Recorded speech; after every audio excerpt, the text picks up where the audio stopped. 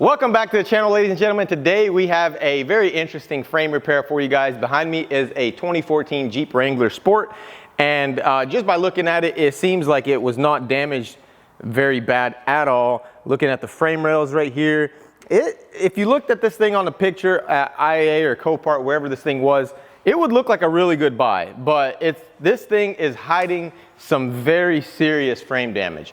And so before we put it up on the frame rack, we're going to put it up on our two-post lift it up and get a nice look at everything that is going on, as well as get some nice good measurements of the diamond to see how far off it is. But the body, like the actual cab, it's not that bad. Like, it's got a little dent in this fender. I don't think any of the inner structure's damaged here, but if you look over here, we have a bit of an issue. And this happens to these Jeeps all the time because the cab is so soft and it doesn't have enough structure to support it. And so it just kind of crushes it in. And like right here, you can see this door doesn't even really want to close. It's almost overlapping this center pillar. So we'll have to pull the cab out as well as the frame. And also, if you look under here, you'll see that all the cab bolts are bent. So that means that there was definitely a lot of shifting going on. And like I've told you guys before about these Jeeps, everything's really soft. The frame is really soft, the body's really soft, everything is just super soft and very malleable. I think it's made out of Play-Doh-minium, something like that. But I'm gonna get this thing up on the lift, we're gonna lift it up, we're gonna measure it out, and we'll see what we need to do, and then we'll get it up on the frame rack, strap it down, and do some pulling. As you can see, this engine mount is not centered out in its perch, and that is a problem because if you take a look at this side, it's for the most part centered out. It is pushed back a little bit because it did push the engine back a little bit. You can see that engine mount is stretched. This one is pulling it back as hard as it can, and dang, it's a substantial looking power steering leak up there, bud. Coating the whole frame. That right there, that's anti-rust protection. Anyways, if you look at this frame rail right here, it's touching the exhaust. Look how far back. That's actually crazy. Look, it actually went back that far. Of course, it had some springiness to it, so it came back a little bit, but that thing was jammed back bad. This entire thing right here is bent. You can see this part that's bent. I don't even actually know if it's gonna come out, to be honest with you. This is all very exploratory procedures. Right now we're just trying to figure out if the frame is even fixable. So we're gonna need to do some measurements real quick, like that, X-style measurements, and you know, see how far we're off. You can definitely see it right here, dude. Look at this. This entire section right here is bent that way. Like, there's like a little, let me show it to you. Right here, look. Come through in here. Come through in here. Look at that. Look at that buckle right there. Absolute insanity, man. This thing took a lick. And what's crazy is that it didn't mangle the front, the horn or anything. So it's like, what took the hit? Like, what was it that was able to push all that back? I had a big old aftermarket bumper, honestly. It must have been, or maybe they had shaft bolted up to the front of that thing. I don't know. But I think what we're gonna have to do is we're gonna have to get this thing onto the frame machine and give it a nice, good, solid tug forward and see if that fixes it. If not, we'll just cut it up for scrap and tell the owner that somebody stole it.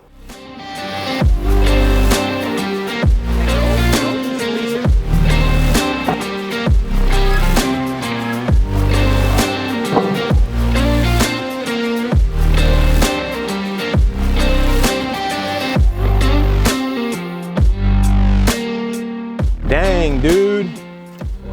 The whole frame is twisted. This thing's gonna take a lot of chains, man. Just a whole boatyard of chains.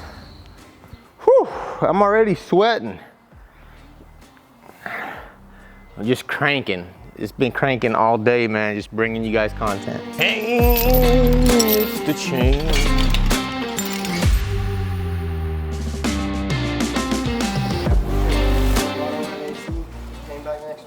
Dang, look, Whoever installed this bumper, they didn't put the bolts through the frame, and look how it bent it. It bent the actual bumper? Mans was hauling a boat on 4 bolts. Wait, look at this. They didn't even put Oh my. Bro, zoom in on that. Zoom in on that. Look at that. What the heck? I get why though. It looks like this bumper was removed from another Jeep and installed on this Jeep, because you see how the bolts, the old bolts. Yeah, but why is there no bolts in the receiver though? Because whoever installed it was an absolute beautiful person that just needed some guidance in their life.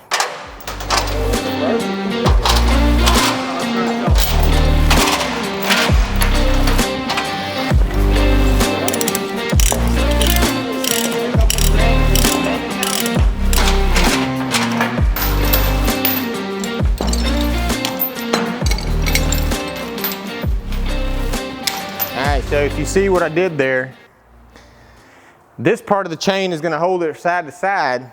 This part of the chain is going to keep it from going back. Cooler, you know, blast that carbon dioxide in there. You have to be doing stuff like that. Let's run it.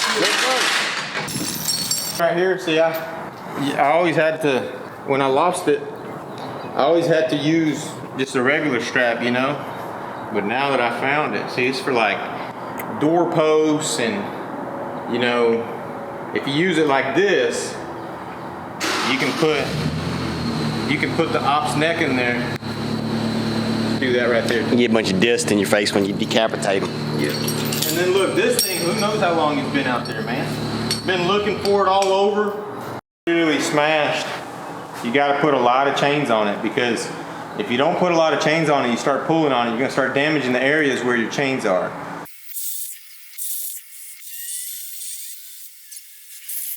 We are ready to start pulling on our Wrangler here, and a huge shout out to Nate over at 23rd Garage for making me this plate right here. It's a little bit uneven. I don't know what's going on there, Nate. What is that, Nate? Just a hole test. This is just a hole test. Oh, to see if I made the right holes? Yeah. Hey, they're there. I mean, they there. Here's what I need. I need a piece of metal that's this wide, right? That comes out like this, and it goes like this round, right? Round. Mm-hmm. It's got a little hole for a chain for it. Mm-hmm. And then 2 little triangles right here. I bet. That way I'm pulling from the middle here and from the middle here. I bet, I got you. Nate hooked me up with a couple of sheets of, That's hot. Where's my coolant? Wait, where'd it go? Where did it go? Where the heck did it go? Oh man, I lost all my pieces. Man, I'm gonna have to cut you another one out, don't I? Alright, I'm gonna put this plate dead center of the frame rail. Just like that. Bam. And then this piece is gonna go right here. Look how perfect it's gonna be. And that's gonna be a nice solid plate that's not gonna bend. And if the plate doesn't bend, that means the frame rail is not gonna bend.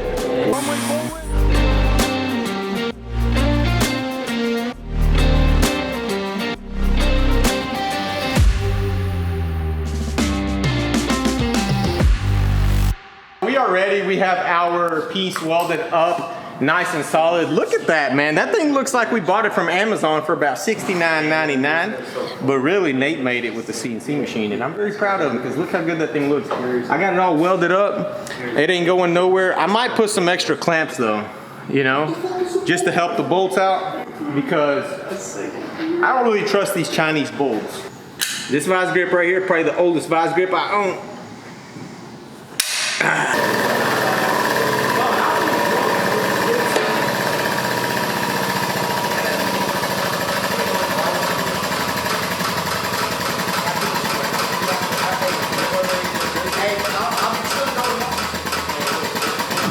I was telling everybody to be quiet.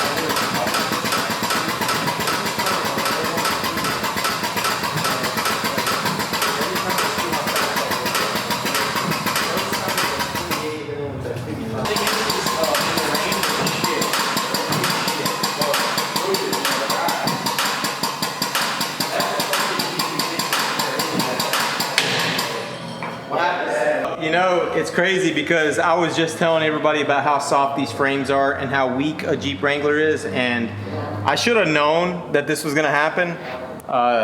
And I didn't think about this before, but if you look in here, like Nick, I'm gonna need you to really get a good shot of this because I want you to see how horrible Jeep quality is. Look in there. You see the brake? Oh, You see where there's rust inside the weld? that's bad. You know what that means? What does that mean? That means that weld was contaminated from the factory, and I've never seen one break that fast. Like I barely put a pull on it and it broke. And the reason for that being is just a weak weld. So what I have to do now is I have to beat that back into place, re-weld everything with some nice solid welds, and then start to pull again.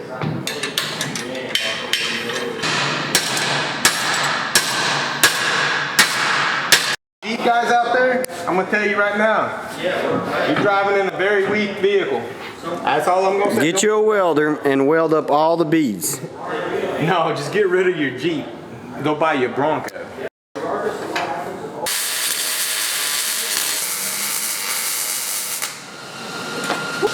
we going to the lake house?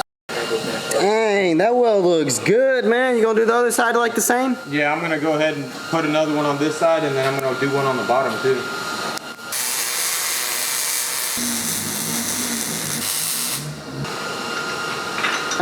I don't know. I guess we're about to find out. I might drop a bead right here at the top too.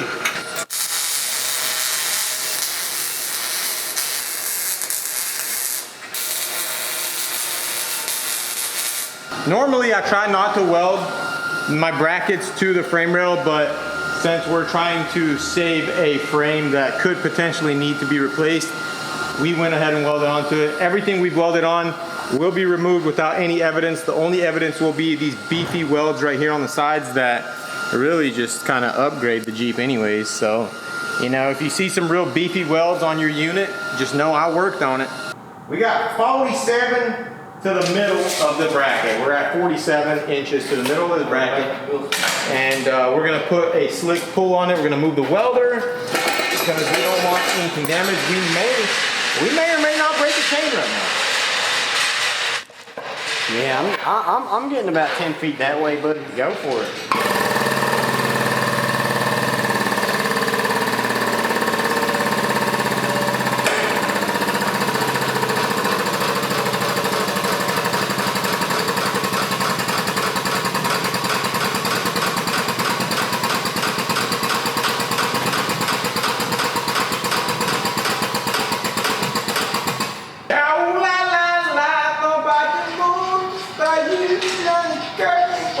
Okay, so we're a ½ inch in.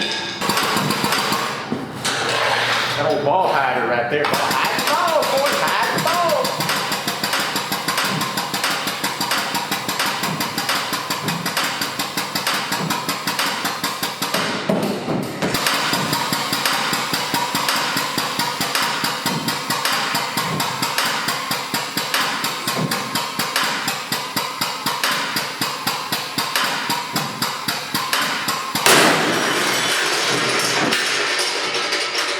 Well, I mean, I knew it was going to happen. I just mentioned it was about to happen because this is just one of those situations where that kind of thing happens. And somebody mentioned in a previous video that our hook was on its way out, and you were absolutely 100% right. We should have addressed that. Good thing is we have a new hook. And it's a hook that I've used before, but I don't use it regularly because I'm not trying to wear it out. And it was actually given to me by the owner of the Bronco that we rebuilt. So huge shout out to Mike, Bronco Mike, who not only paid his entire bill in full, but has also given me, look at what he gave me, look at this. Let me tell you something about dealing with good people. Gave me a whole stack of cutting wheels. This is already half of the stack gone. He just gave me these. These are freaking insane. Haven't had to buy cutting wheels. So huge shout out to Mike. Not only did he give me the cutting wheels, he gave me a hook that I believe is indestructible. So I'm gonna go ahead and throw this hook on real quick, and we're gonna continue to pull on this Jeep Wrangler Sport. Well, now the drill bit's stuck. Golly, man, I need to go to school. It's already wallered out just the way I like it.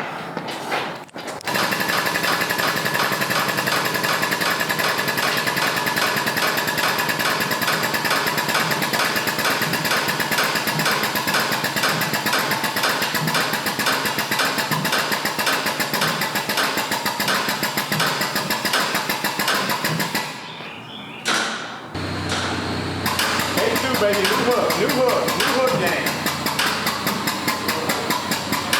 See what happens. Hide your balls, hide your face, boys. Woo, we got a max down. If you know that sound, you know what's going on. Golly. I'm scared to walk over here, man. I'm scared to go in.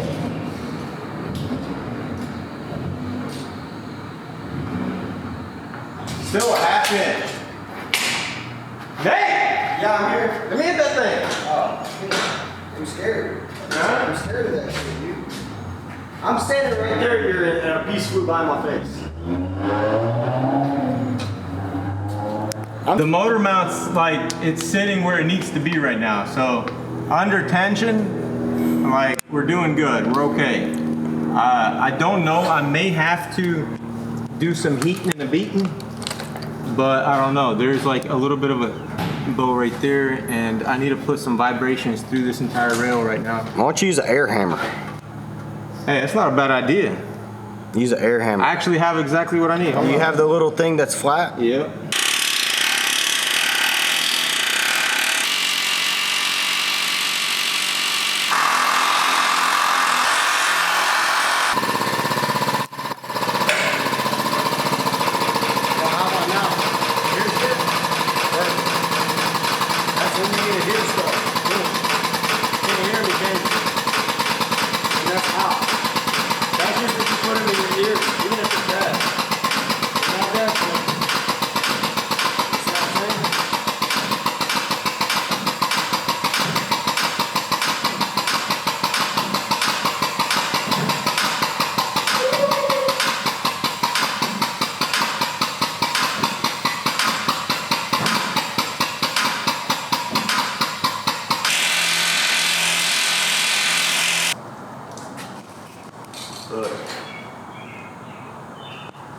That ain't good. Okay, maybe not two. We're an inch and a half off. So right now we are at full cylinder capacity. And yes, it's very dangerous to be standing here, walking here, but I have the most faith in this hook that I can have in something that's holding about, what, 20,000 pounds? 10,000 PSI, yeah? That's a lot of pressure, but guess what? When you got good equipment, you're good. So when we measure right here, look, we're at 37.5, roughly. We're just measuring to the center of that flange. It's right here, look at that. Now, you might think that's a 46, but that's actually A 49. a 49.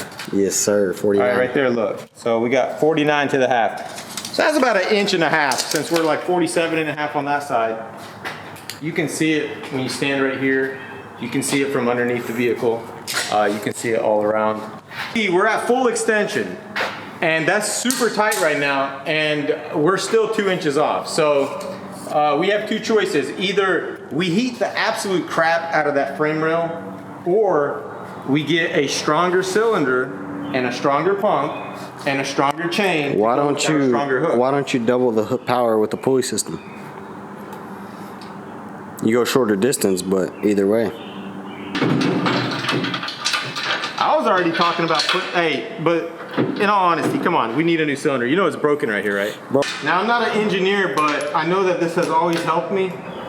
And I don't know, the engineers should chime in here and tell me if this is gonna help.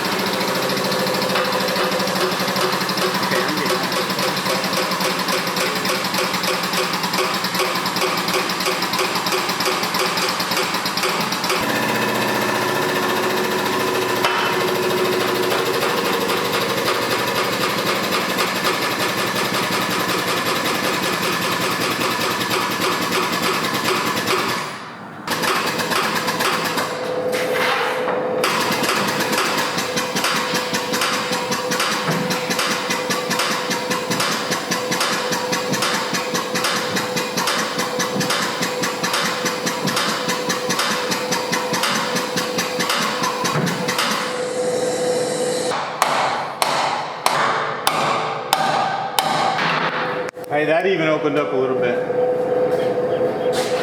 So did that, look at that. Look, now the door can actually close without any issues. So that's actually a really good sign. What that means is everything that went in is coming back out, which is pretty good, I'd say, in any situation.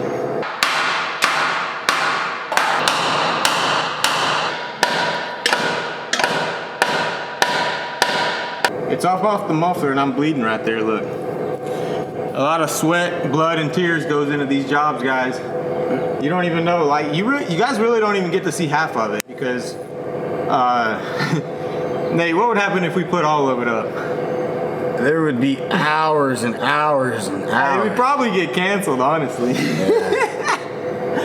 But man, this is actually a pretty insane job. The only reason I'm really like kind of excited about it is because I'm showing it to you guys and I guess kind of showing what we can do, but also making some money at the same time. And another thing I'm also doing is kind of regretting taking it. I mean, we told them we need the frame. Yeah, this was all a very preliminary expedition. You know, we were supposed to see if we can pull it out. Exploratory. But, yeah, exploratory. I'm kind of taking it upon myself as like a little personal challenge to try to get this thing straight. Even though I told him it might need a new frame. If I can get this thing straightened out, and he did say it's just a Woods toy, so honestly, the worst case scenario, we just have to make it go down the road straight and make all the body lines straight, which I'm gonna promise you guys is not hard to do if you know what you're doing, you know? Nate knows what he's doing. Zip ties and duct tape, baby. I'm just kidding. If it looks good for 10 powers as feet, well. you know, 10 feet. 10 feet, is that what the industry standard is? Well, I mean, as long as you ain't bending down, I mean, as long, you know what I'm saying? As long as you ain't leaning on it. If you ain't like looking and stuff. Hey, I'll tell you what though, we're gonna get this thing pulled out. I ain't gonna give up. My new motto is never quit.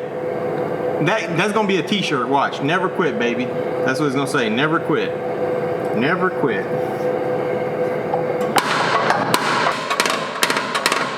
One of two things are gonna happen here. Either we're gonna put a whole lot of heat to this frame and get it to where it needs to go, or we are going to get a stronger cylinder or a stronger pump, whichever one of the two. People say it's better to pull cold though. It is better to pull cold if you can get it into position and vibrate it all back into shape.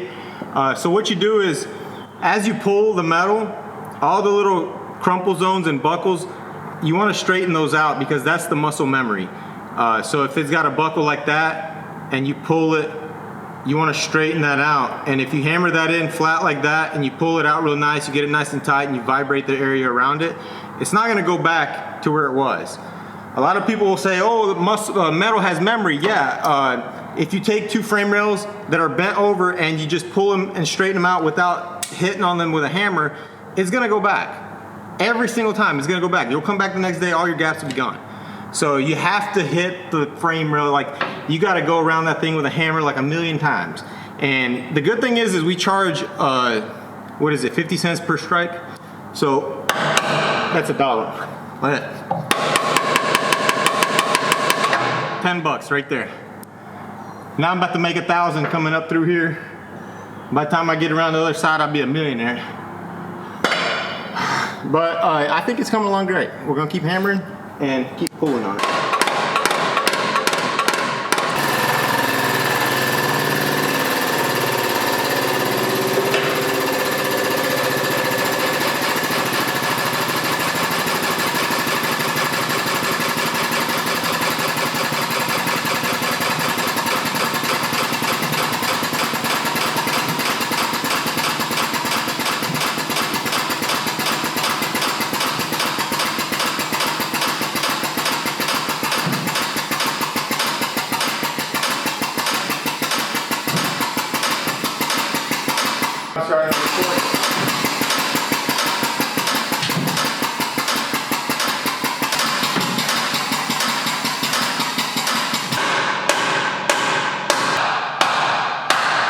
So I'm gonna go ahead and remove the fender because we need to put some heat to this frame rail right here.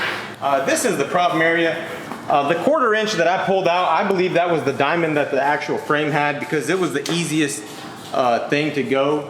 So under tension right now, I have about 48 inches, which we need to be at 49 inches. We were at 47, we got it to 48. If we release it, it goes down to 47 and a half. which means we've only pulled it out about a ½ inch.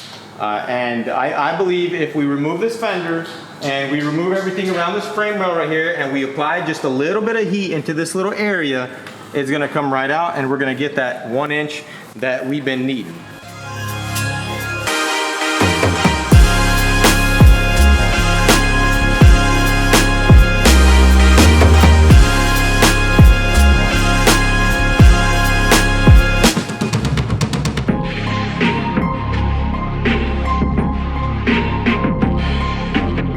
Now what I need to do, I'm thinking, Nate, do you think I should remove that shock?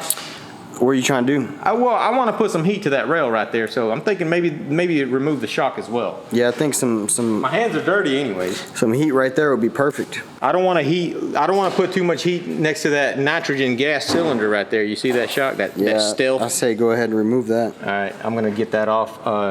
Dang, it's gonna be kind of twicky at the top.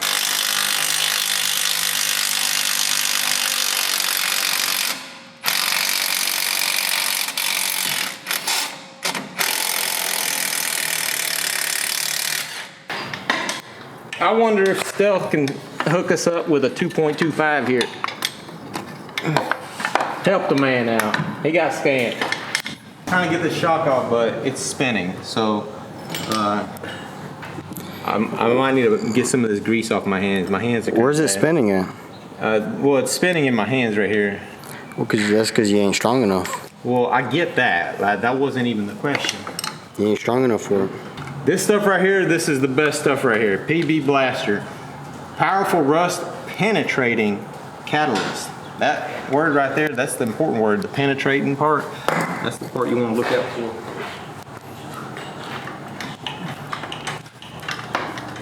Look how easy that is. I ain't even doing nothing right now. Are you gonna get it anytime soon, sir? I'm trying, bro. Dude, how long is this gonna take? As long as it takes, it's gonna take, bud. You know what I'm saying? What is my motto, Nate? Never give up. That's right. Never give up. You got it off. That's right. Never give up, ladies and gentlemen. That's my new motto. I can feed the brake line up there. Look at that. Completely 100% out of the way. And check this out. We got this wire unclipped from the frame rail. We also got this right here. This is from the F80, and I am sacrificing it for you guys just to make sure to show you guys how to be safe when you're doing something dumb. We're going to stick this brand new heat shield that cost me $300 into this gap.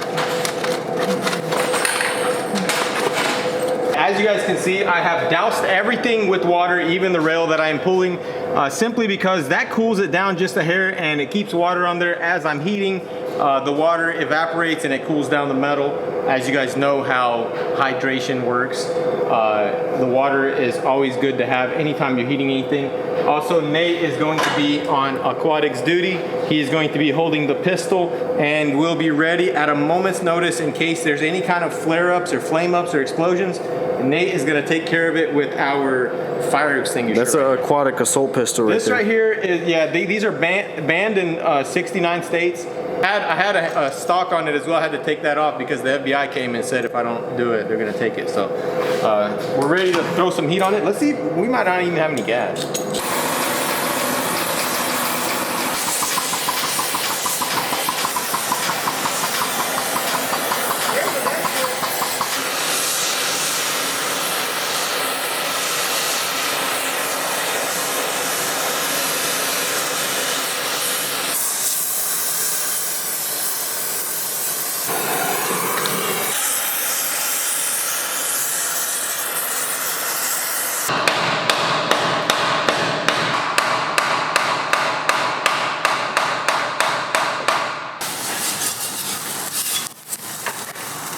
That wire is getting hot.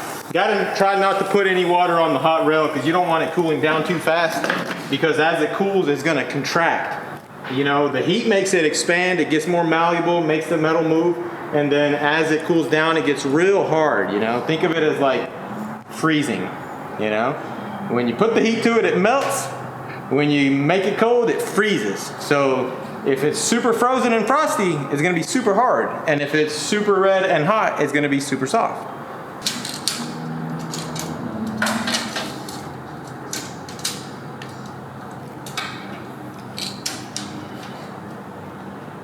$48.25. So we got a quarter out with the heat.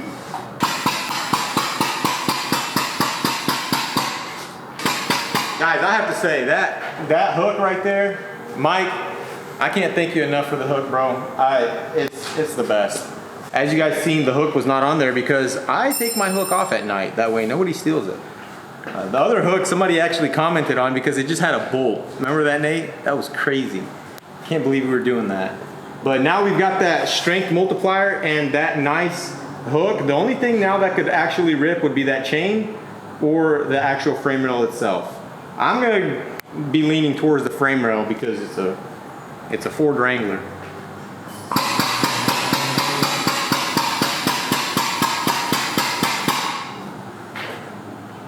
Insane pull. This is like, I haven't done something like this in a long time. What I think, Nate, we're gonna do, we're actually going to, I'm gonna max it out as much as it can physically go, and we're gonna leave it over the weekend. What if you come back and there's a hole in that wall? Well, in the chain. If a hole gets blasted in the wall and there was nobody to hear it, did it happen? I couldn't say that. All right. I think this is going to be a good cutoff point. You guys are all going to be sitting there wondering whether we got it or not, and we're going to be over here wondering whether we can get it or not. And on Monday, when we drop the other video, or Tuesday, whenever it drops, you guys will see if we got it done or not. So stay tuned for that. And also stay tuned for an Austin Healey video. That's coming up soon. And also an F80 video, and a TLX video, and a Chevy truck video. And what else, Nate? That's it. BMW video, we have a bunch of videos coming out, and we're really busy, and we're going to try to put them out back to back. So bear with us and stay tuned, and I will see you guys in the next one. Peace out.